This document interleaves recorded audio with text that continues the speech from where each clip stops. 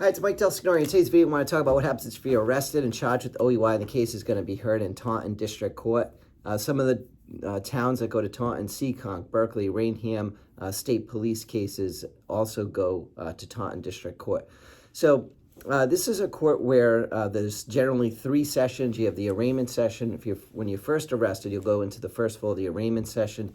As soon as you walk through security, you'll check into probation, which is basically on the second floor, the clerk's office on the first floor, and you'll go to the right, the arraignment session. That's where the cases all start. Next court date will be a pre-trial session. That's on Zoom right now. And then finally, a trial or a motion. So cases from Seekonk generally have some type of video. It's not a great video. State police now have body camera, cruiser camera. Generally, I don't want these videos, frankly. I think generally we're better off with the book and video. The body cameras, I typically prefer to rely on the report, have the officers testify.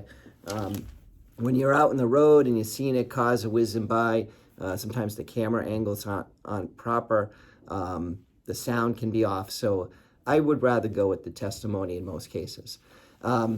Government has got to prove an OUI beyond a reasonable doubt. It means it's the highest degree of certainty in the matter of human affairs. It's not enough to say, well, maybe someone's under the influence. They probably were. They got to prove this to a very high standard of proof.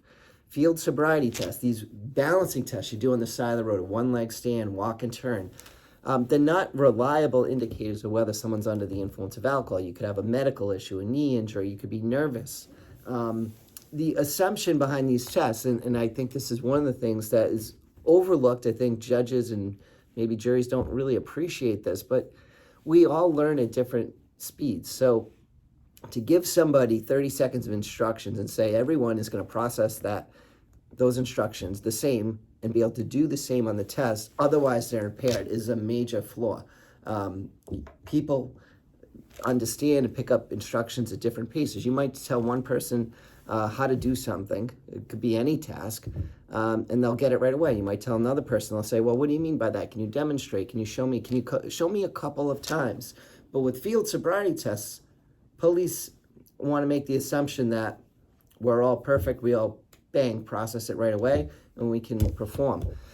Not the case, and I'd like to point that out. A lot of times these reports are better than people think. In other words, 9-step walk and turn, they're looking for things like not maintaining heel to toe, stepping off the line, failure to count. And there's leeway in these things. So maintaining heel to toe is supposed to be a half-inch gap.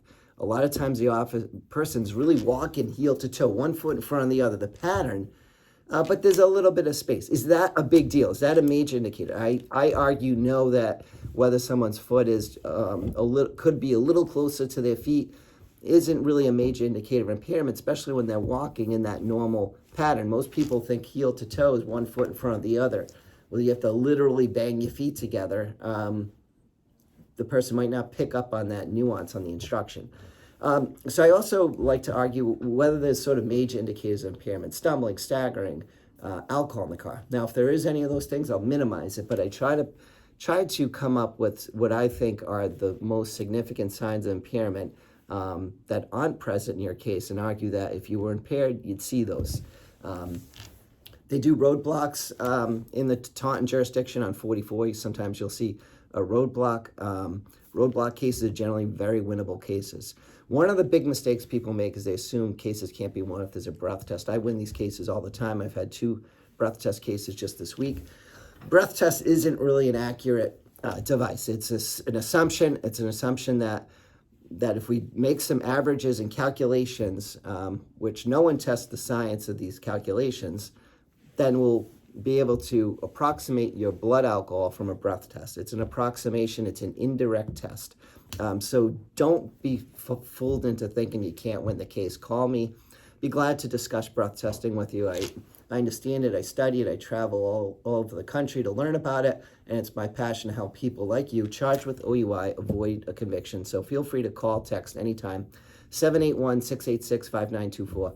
Mike DelSignore. I've been handling cases out of Taunton District Court for basically my entire career. People know me, I know the players there, and I'll be glad to help you with your case to help you avoid an OUI conviction.